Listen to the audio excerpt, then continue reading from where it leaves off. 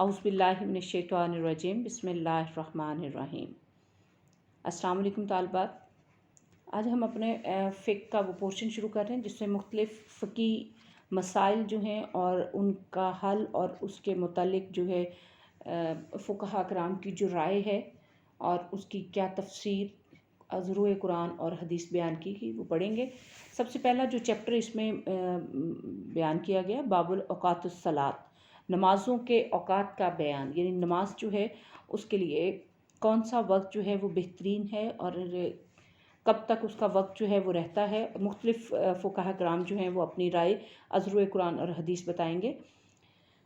سب سے پہلے میں آپ کو اس کا تعارف بتا دوں، صلاۃ عربی زبان کا لفظ ہے جس کے معنی دعا کے ہیں۔ قرآن پاک میں ارشاد ہوتا ہے وَصَلِّ عَلَيْهِمْ إِنَّ صَلَاتَكَ سَكَنٌ لَهُمْ، اے نبی صلی اللہ علیہ وسلم ان کے لیے دعا کریں، بے شک آپ کی دعائیں ان کے لیے تسکین کا باعث ہیں۔ اور اسلام میں یہ اسلامی عبادت کا نام ہے۔ ہماری جو دن رات کی 5 نمازیں ہیں اور نماز کے لیے صلاۃ کا لفظ بولا جاتا ہے، تو چونکہ وہ ہماری دعاؤں کا مجموعہ ہے، اس کے لیے اصطلاحی طور پہ یہ نام جو ہے وہ نماز کے لیے مخصوص ہو گیا، یعنی لفظی معنی دعا کے ہیں اور ہماری جو نمازیں ہیں، ہماری جو نماز ہے وہ دعاؤں کا مجموعہ ہے، اس لیے اس کو صلاۃ کہا جاتا ہے۔ اسلام میں نماز کی اہمیت کا اندازہ ہمیں اس بات سے ہو جاتا ہے کہ نبی کریم صلی اللہ علیہ وسلم نے ارشاد فرمایا کہ اول ما یحاسب بہ العبد الصلاۃ، بندے سے سب سے پہلے جس چیز کا حساب لیا جائے گا وہ نماز ہے۔ قرآن پاک میں ارشاد ہوتا ہے ان الصلاۃ کانت علی المؤمنین کتابا موقوتا،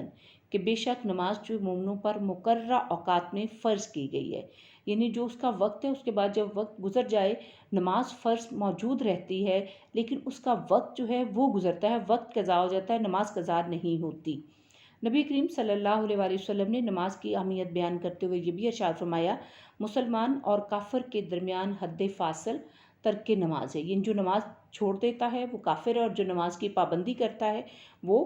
مسلمان ہے، مومن ہے۔ اور اس کا وقتی ترک گناہ کبیرہ ہے، اور مستقل جو یعنی ایک فوری طور پہ چھوڑا تو وہ گناہ کبیرہ میں، لیکن اگر مستقل وہ چھوڑ دیتا ہے تو نبی کریم صلی اللہ علیہ وسلم نے اس شخص کے بارے میں فرمایا کہ جس نے جان بوجھ کر نماز چھوڑ دی یا ترک کر دی پس اس نے کفر کیا، یعنی انکار کیا۔ اس کا اندازہ ہمیں اس بات سے بھی ہوتا ہے کہ جب حضرت آدم علیہ السلام کو اللہ تعالیٰ نے فرشتوں کے سامنے پیش کیا اور انہیں کہا کہ اس کو سجدہ کریں، تو تمام جو ملائکہ تھے سب نے سجدہ کیا ماں سوائے ابلیس کے۔ ابلیس نے ایک سجدے سے انکار کیا، تو یہ تاریخ بتاتی ہے کہ ابلیس جو ہے وہ اس وقت سب سے زیادہ عبادت گزار تھا اور اس نے چپے چپے پر سجدہ کیا ہوا تھا، لیکن اللہ تعالیٰ کے اس حکم کو تکبر میں آ کے اس نے انکار کر دیا، جس کی بنا پر اللہ تعالیٰ نے اس کو نہ صرف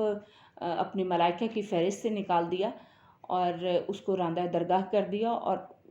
اس کے بعد اس کو مزید یہ کہ اس کو شیطان کے نام سے موسوم کر دیا گیا۔ ہمیں اپنے روزمرہ کی زندگی میں اس چیز کا خاص طور پہ جائزہ لینا چاہیے کہ ہم اللہ کے احکامات جو ہیں ان کا کب کب اور کہاں کہاں انکار کرتے ہیں۔ اب ایک نماز جو ہم 2 رکعت نماز پڑھتے ہیں، جیسے فجر کی نماز ہے، اس میں 2 رکعت، ایک رکعت کے اندر ہم 2 دفعہ سجدہ کرتے ہیں، تو گویا کہ ہم 2 رکعت نماز پڑھیں گے تو اس میں 4 دفعہ ہم سجدہ کرتے ہیں۔ تو اگر ہم ابلیس نے صرف ایک سجدے کا انکار کر کے اس کا جو انجام ہے وہ ہمارے سامنے ہے کہ وہ راندہ درگاہ ہے۔ امام ابو حنیفہ رحمۃ اللہ علیہ کے نزدیک نماز کا مستقل تارک واجب القتل، یعنی مستقل جو نماز نہ پڑھے وہ واجب القتل ہے اور اس کو مسلمانوں کے قبرستان میں نہیں دفنایا جائے گا۔ البتہ امام ابو حنیفہ رحمۃ اللہ علیہ کے نزدیک اس کو قید کیا جائے گا، علاوہ ازیں صرف نماز کی ادائیگی کے وعدے پر رہا کیا جائے گا، اور جو سستی یا تغافل کرنے والا ہے وہ بھی فاسق یا گناہ گار ہوتا ہے۔ نماز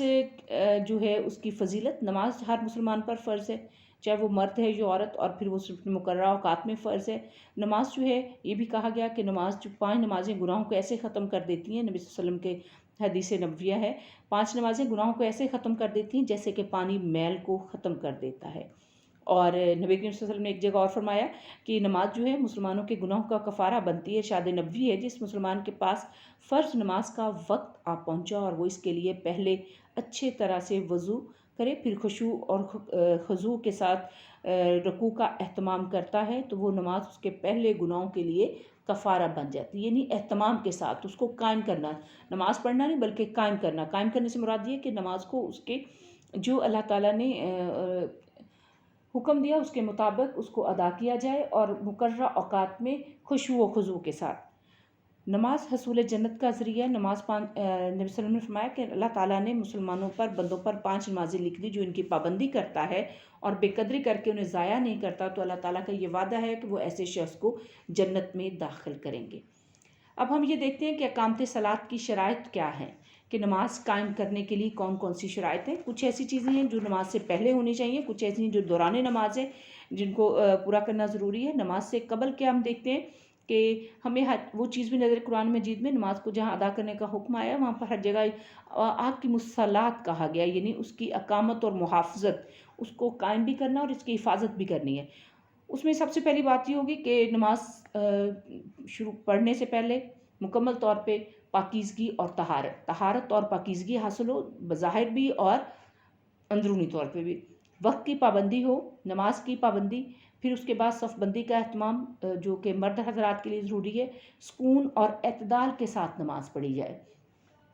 کہا یہ جاتا ہے کہ جب آپ رکوع میں جائیں تو آپ اس کے بعد جب آپ قیام کی حالت میں آئیں تو آپ کے تمام اعضاء جسمانی جو ہیں وہ سیدھے ہوں۔ اسی طرح سجدے کی حالت میں جا کے جب جلسہ کے لیے آئیں، آپ بیٹھیں درمیان میں دوسرے سجدے سے قبل، تب بھی آپ کے تمام اعضاء جو ہیں اپنی جگہ پر آ جائیں۔ یہ سکون اور اعتدال ہے۔ نماز باجماعت کا اہتمام کیا جائے اور نماز کو خشوع و خضوع کے ساتھ ادا کیا جائے، اور نماز کے دوران اللہ کو حاضر ناظر، نبی کریم صلی اللہ علیہ وسلم کی ایک حدیث ہے نا کہ آپ نماز پڑھیں اس طرح سے کہ اللہ تعالیٰ آپ کو دیکھ رہا ہے یا آپ اللہ کو دیکھ رہے ہیں، یہ جو بھی آپ تصور کر سکتے ہیں جس کے لیے آسانی ہو۔ جب انسان کو یہ ہو کہ ہم نماز پڑھ رہے ہیں اور اللہ ہمیں دیکھ رہا ہے تو لازمی بات ہے کہ پوری توجہ جو ہے وہ نماز کی طرف رہے گی کہ جس کے لیے ہم پڑھ رہے ہیں وہ خود اس کی نگرانی کر رہا ہے، یا یہ ہے کہ ہم اللہ کو دیکھ رہے ہیں تو اس وقت بھی انسان جو ہے مکمل خشوع و خضوع کے ساتھ اور پھر اس رب جو جلال والا ہے اس کی جلالت کے سامنے انسان خشوع و خضوع کے ساتھ عاجزی کے ساتھ اپنی نماز کو ادا کرتا ہے۔ قرآن پاک میں ارشاد ہے، الصلاۃ کانت علی المؤمنین کتابا موقوتا، کہ بلا شک نماز مومنوں پر مقررہ اوقات میں فرض کی گئی ہے۔ اور یہ بھی فرمایا اللہ تعالیٰ نے اقم الصلاۃ، کہ نماز کو قائم کرو، کہاں؟ لدلوک الشمس الی غسق اللیل و قرآن الفجر، نماز کو کہاں؟ لدلوک الشمس، سورج کے ڈھلنے سے لے کر الی غسق اللیل، رات کی تاریکی تک قائم کرو، و قرآن الفجر، اور فجر کے وقت بھی قرآن کا اہتمام کریں، یعنی کہ اس کے لیے سورج نکلنے سے پہلے آپ فجر نماز پڑھتے ہیں اور سورج غروب ہونے کے بعد تک ہم عشاء کی نماز، اور پھر درمیان میں بھی اللہ تعالیٰ فرماتے ہیں کہ جو جوف اللیل یعنی رات کا جب درمیانہ پہر ہے اس کے میں کی گئی عبادت جو ہے وہ اللہ کو بہت زیادہ پسند ہے۔ دلوک سے مراد سورج ڈھلنے کے بعد سے لے کر سورج کے اندھیرا ہونے تک کا وقت ہے، چونکہ زوال آفتاب سے لے کر غروب آفتاب تک سورج ڈھلنے کا عمل جاری رہتا ہے، اس لیے نماز ظہر، نماز عصر کے اوقات کو دلوک الشمس میں آ جاتے ہیں۔ جب رات کی تاریکی چھا جائے تو اس کو غسق اللیل کہا جاتا ہے، چونکہ غروب آفتاب سے لے کر صبح کی تاریکی تک چھائی رہتی ہے، اور اسی لیے غسق اللیل میں نماز مغرب اور نماز عشاء کے اوقات کا اظہار ہوتا ہے۔ قرآن الفجر سے مراد نماز فجر کا وقت ہے۔ اس کے علاوہ سورہ نور میں ارشاد ہوتا ہے 3 اوقات میں اجازت طلب کر کے جاؤ، یعنی وہ ویسے تو باب اجازت طلب کرنے کے لیے لوگوں کے لیے وہ کون کون سے اس میں جو اوقات بتائے گئے وہ اللہ تعالیٰ نے وہاں پر قبل صلاۃ الفجر، یعنی فجر کی نماز سے پہلے، فجر کی نماز ہو گئی تو اس کے بعد چونکہ سورج نکلا تو پھر دن کے معمولات جو ہیں وہ شروع ہو جاتے ہیں، اور پھر کیا کہا گیا؟ ظہیراتی، یعنی دوپہر کا، ظہر کا جو وقت ہے، اور پھر بعد صلاۃ العشاء، یعنی فجر کی نماز سے پہلے اگر آپ کسی کے پاس جا رہے ہیں تو اجازت طلب کریں، ظہر کی نماز کے بعد چونکہ وہ انسان کے اللہ تعالیٰ نے اس کو کہا کہ اس وقت آرام کرے اپنی فیملی کے ساتھ، تو اس کے لیے بھی، اور پھر عشاء کی نماز کے بعد جو کہ اپنے پرائیویسی کا یا اس کا اپنا پرسنل ٹائم ہے۔ قرآن پاک میں ایک اور جگہ اللہ تعالیٰ ارشاد فرماتے ہیں، اور اپنے رب کی حمد کے ساتھ تسبیح کیجئے سورج نکلنے سے پہلے اور اس کے غروب ہونے سے پہلے اور رات کی کچھ گھڑیوں میں،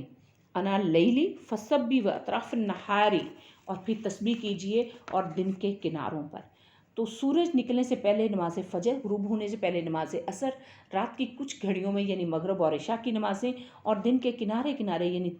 3 ہوتے ہیں، طلوع آفتاب، زوال آفتاب اور غروب آفتاب کے بعد نماز ظہر کا وقت ہوتا ہے۔ تو قرآن مجید سے ہمیں نمازوں کے اوقات کے بارے میں مکمل رہنمائی ملتی ہے۔ سنت رسول صلی اللہ علیہ وسلم سے بھی نماز کے اوقات ثابت ہیں، اور امت مسلمہ کا اس میں کسی قسم کا کوئی اختلاف نہیں ہے۔ اختلاف کس چیز پہ کہ جس طرح اگر ظہر کا نماز پہلا کب شروع ہوگا اور کب تک رہے گا، یہ اس میں تھوڑا ہے، یا ظہر کا فجر جو ہے وہ کب سے شروع ہوگی پہلی اگر پڑھی، اور کب تک وہ اس کا ٹائم جو ہے وہ رہتا ہے، یا عصر کا، یہ اوقات جو ہیں اس میں کہیں کہیں جو تھوڑی بہت اختلافات ہیں وہ ہم دیکھیں گے۔ اوقات نماز کے تعین میں اللہ تعالیٰ کی حکمت کیا ہے کہ اسلام اپنے اندر اپنے پیروکاروں کے لیے ایک مکمل اور مربوط نظام تربیت رکھتا ہے۔ اس نقطہ نظر سے اگر ہم نماز کے اوقات پر نظر ڈالیں تو ہمیں اسلام کا نظام تربیت جو ہے وہ مکمل طور پر کار فرما نظر آتا ہے۔ صبح بیدار ہو کر ایک مسلمان اپنے معبود کے حضور حاضر ہوتا ہے اور اپنے ایمان کی تجدید کرتا ہے۔ یہ وقت ہوتا ہے کہ انسان کو، اگر ہم اپنی روٹین لائف پہ بھی دیکھیں تو اس وقت انسان کا اٹھنے کو دل نہیں کرتا، اور اس وقت شیطان جو ہے وہ غلبہ اس کا ہوتا ہے، وہ انسان کو سلانے کی کوشش کرتا ہے، اس کو اس کی طرف مائل کرتا ہے کہ وہ نہ اٹھے اور جو نہیں اٹھتے وہ شیطان کے اس تھپکیوں میں آ جاتے ہیں، اور جو اٹھتے ہیں وہ اللہ تعالیٰ کے حضور اپنی حاضری لگواتے ہیں اور اپنے ایمان کی تجدید کرتے ہیں۔ پہلا ہمارا اس میں جو چیپٹر ہے اس میں نماز فجر کا جو وقت ہے، اول وقت الفجری، نماز فجر کا پہلا وقت، اذا طلع الفجر، جب طلوع ہو جائے فجر، طلع الفجر ثانی، جب دوسری صبح طلوع ہو، وہو البیاض، اور وہ سفیدی ہے، متعرض، جو کہ پھیل جاتی ہے، فی الافق، افق میں۔ نماز فجر کا اول وقت وہ ہے جب صبح صادق ظاہر ہو جائے اور وہ روشنی ہے جو افق پر پھیلتی ہے، یعنی رات کا سیاہی ڈھل جاتی ہے، اس کے بعد جو سفیدی آتی ہے وہ اس کا ٹائم، وہ آخر وقتہا، اور اس کا آخری وقت، معلم، جب تک نہ، تطلع الشمس، جب تک سورج طلوع نہ ہو جائے، یعنی اس کا وقت کب تک رہتا ہے؟ پاؤ پھٹنے سے شروع ہوگا جب رات کا اندھیرا ختم ہو جائے اور دن کی سفیدی کی طرف جو دھندلا سا جو ہو، اس وقت اس کا پہلا وقت ہے، اور جب تک سورج طلوع نہ ہو، نکلے نہ، اس کی کرن نہ پڑ، اس وقت تک اس کا وقت رہتا ہے۔ اب ہم دیکھتے ہیں کہ جو 2 طرح کا اس میں صبح صادق اور صبح کاذب۔ نماز فجر کا جو لفظی معنی ہے عربی زبان میں، اس کا مطلب یہ کہ پھاڑنا، کیونکہ رات کے اندھیرے کو پھاڑ کر دن کی روشنی جو ہے وہ نکلتی ہے، اس لیے اس کو فجر کا نماز کا نام دیا گیا۔ اور جب فجر ثانی یعنی صبح صادق طلوع ہو جائے تو صبح بھی 2 قسم کی ہے، ایک صبح کاذب اس سفیدی کو کہتے ہیں جو آسمان پر پھیلتی ہے، اور وہ لمبی مطلب ایک لکیر کی مانند ہوتی ہے، اور پھر آہستہ آہستہ وہ پھیل کر جس میں بہت ساری چیزیں جو ہیں وہ ہمیں نظر آنا شروع ہو جاتی ہیں، اندھیرا ختم ہو جاتا ہے۔ اور صبح کاذب کیا ہے کہ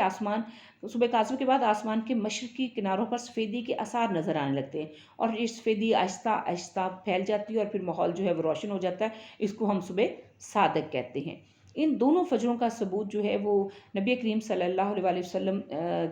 سے روایت کرتے ہیں حضرت عبداللہ بن عباس کہ 2 فجر ہیں، ایک وہ جس سے کھانا حرام ہو جاتا ہے اور نماز حلال ہوتی ہے، جیسا کہ ہمارا رمضان مبارک میں جو ہماری روٹین ہوتی ہے، اور ایک فجر وہ ہے جس میں نماز حرام ہوتی ہے اور روزہ دار کے لیے کھانا حلال ہوتا ہے۔ نماز فجر کا اول کا جو وقت ہے صبح صادق کے طلوع ہونے سے ہوتا ہے، اور اس میں یہ جو فرمایا گیا ان اول وقت الفجر حین تطلع الفجر، کہ بے شک فجر کا اول وقت اس وقت ہوتا ہے جب فجر طلوع ہوتی ہے، اور جب تک سورج مکمل طور پر نکل نہ آئے اس وقت تک نماز پڑھی جا سکتی ہے۔ صبح صادق سے سورج طلوع ہونے کا وقفہ تقریباً کوئی گھنٹہ سوا گھنٹہ ہے، تو اس کے یا 1 گھنٹہ 20 منٹ تک بھی یہ رہتا ہے، اور اس کا آخری وقت سورج طلوع ہونے کے ساتھ ہے۔ اللہ تعالیٰ نے فرمایا سبح بحمد ربک قبل طلوع الشمس، کہ اپنے رب کی تسبیح اور تعریف کرو سورج نکلنے سے پہلے، یعنی اس وقت تک وہ ٹائم ہے۔ اور پھر نبی صلی اللہ علیہ وسلم نے فرمایا کہ بے شک اس کا آخری وقت وہ ہوتا ہے جب سورج طلوع ہوتا ہے، جب سورج نکلا پھر اس کا وقت جو ہے وہ ختم ہو جائے گا، پھر اس کے بعد جو ہے چونکہ وقت اس کا گزر گیا تو پھر وہ قضا نماز پڑھنے کی، سورج جب مکمل طور پر طلوع ہو جائے تو پھر اس کے بعد وہ نماز جو نئی ٹائم پہ پڑھ سکے وہ اس وقت اس نماز کو پڑھ سکتے ہیں۔ انشاءاللہ تعالیٰ کل ہم اگلی نمازوں کے اوقات کے ساتھ دیکھیں گے۔ آپ نے اس کا کتاب جو اوقات الصلاۃ کا ہے، اس کو آپ نے ان کے مسائل بھی دیکھنے ہیں، قرآن اور حدیث کے حوالے سے ان کے آپ نے فرضیت، پھر اس کی اہمیت، پھر ان کے جہاں پر ان کے درمیان کوئی اختلاف وہ بھی دیکھ کے اس کے، اور باقاعدہ طور پہ جتنے اس میں فقہاء کرام کی آراء آئے ان کو غور سے پڑھیں اور اس کے حوالے کے ساتھ اس کی تشریح کریں گے تو آپ کا جواب جو ہے مدلل ہوگا. اگر آپ صرف اس میں گپ شپ لگائیں گے تو وہ آپ کا جواب جو ہے مدلل نہیں ہوگا. اللہ حافظ.